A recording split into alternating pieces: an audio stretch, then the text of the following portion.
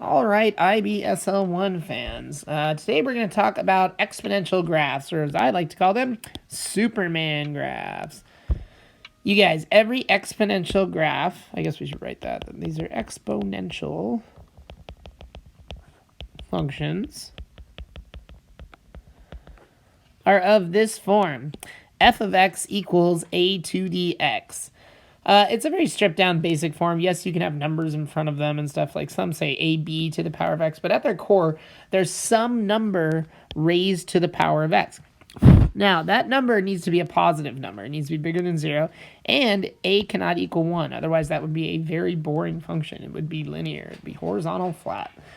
But if a is spicier numbers, like not 1 and still above 0, when a is positive, you get this cool Superman graph. And here's what I mean by Superman. Superman starts out real low to the runway, but then he slowly gets up a little more speed, and then right here at the y-axis, Superman really takes off up into the air.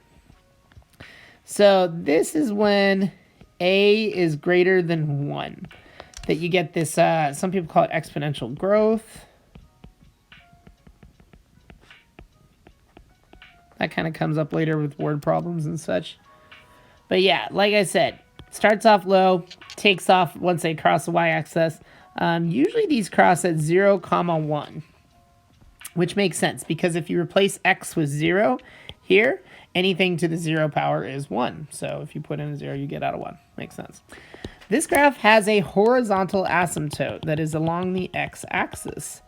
The equation of this horizontal x-axis as y is equal to 0 is a horizontal asymptote.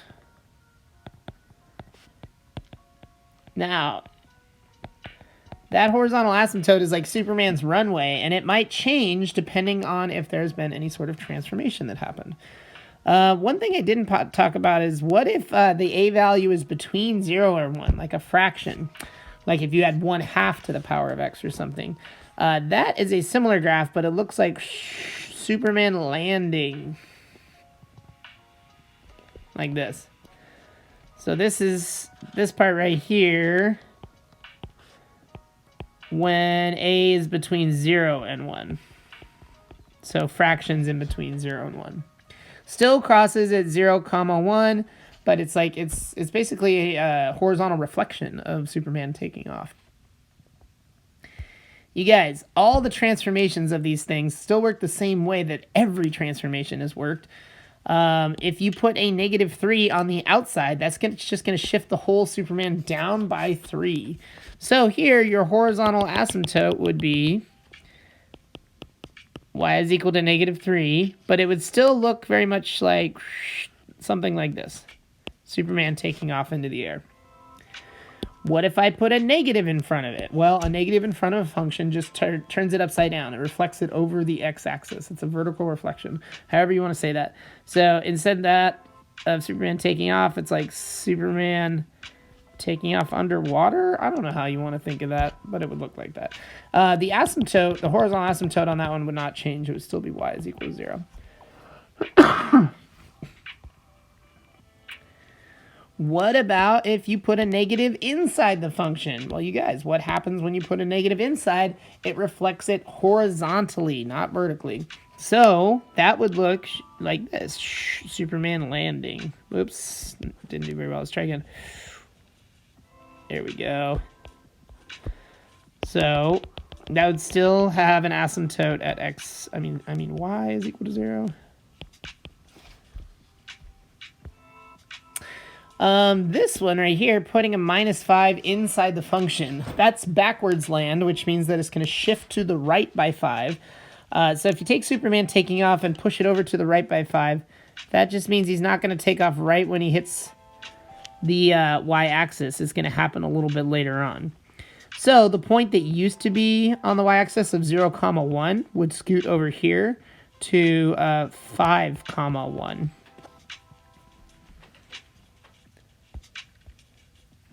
Next up, given y equals 2x plus 3, first of all, find the y-intercept. Well, you guys, to find any y-intercept, you just make the x 0. So this would be 2 to the 0 plus 3.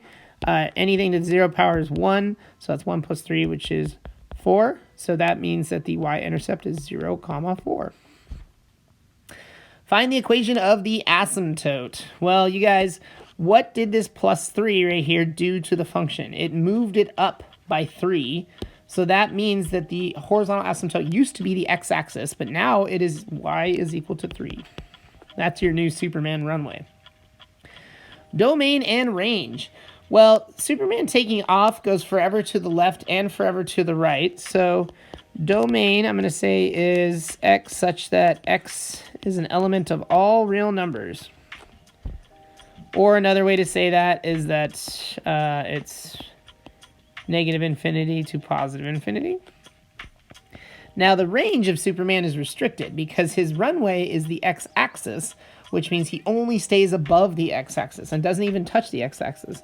So the range is y such that y is greater than 0. Or another way to say that is that it goes from 0 up to positive infinity. Sketch a graph. Let me see, it's 2x plus 3. So if I was to sketch a quick graph of this, I know that it's Superman taking off. The runway has been shifted up by 3. So this is y is equal to 3, and it looks something like this. And I know that this is the point 0, 4. We found it algebraically earlier. Now the next part says use your GDC to solve the Superman graph equal to something else. If you plot both of these on Desmos or on your TI, whatever, Superman looks something like this, taking off. And then the other one looks like it's exponential decay, so I think it looks something like this. So there's a point where they intersect. Solving this algebraically is actually pretty gnarly, and you have to use everybody's favorite word, logarithms, which we're not getting into this lesson. So you can use the cheater method of graph both sides, see where they cross. If you use the intersect function on your calculator or just click on it on Desmos, I believe the answer was negative 0.49. So this was just where x is equal to negative 0.49. And there's your answer. Last example, the value of a boat is given by this function here. Y is thousands of dollars, x is the years since the boat was built. What did it cost brand new? Well, when it was brand new, x was 0. So if we plug in a 0, then this equals 20. So the boat was $20, right? Nope, it's in thousands of dollars. So it was 20 grand. Spendy boat. What's the value of the boat at 3 years old? So we would just put in a value of 3 here. Crunch, crunch, crunch. Sorry, just 1 second. Oh, 12.28. So that means it's not $12.28, but $12.28,000. So I guess an estimation would be that it's $12,280. So it's dropped in price almost 8 grand after 3 years. Great investment. When will it be worth half its value? This one's kind of tough because you could try to solve it algebraically. You could try to say, okay, when, it started at 20 grand, so it's going to drop half its value is 10 grand. So you could set this equal to the boat equation, and you could try to solve. And if you're real good with logarithms, you can solve it up, no problem. But we haven't taught you guys logs yet, so we're not going to do it algebraically. We're going to do the cheater method, where the boat looks something like this, if I graphed it on my TI, and then you can graph a second equation of y equals 10 here. And then use your calculator to find the intersect point. Or if it was in Desmos, you could just click on that point. I believe that point is like 4.265, 10. So that means about 4.27 years is when it loses half its value. Okay, you guys.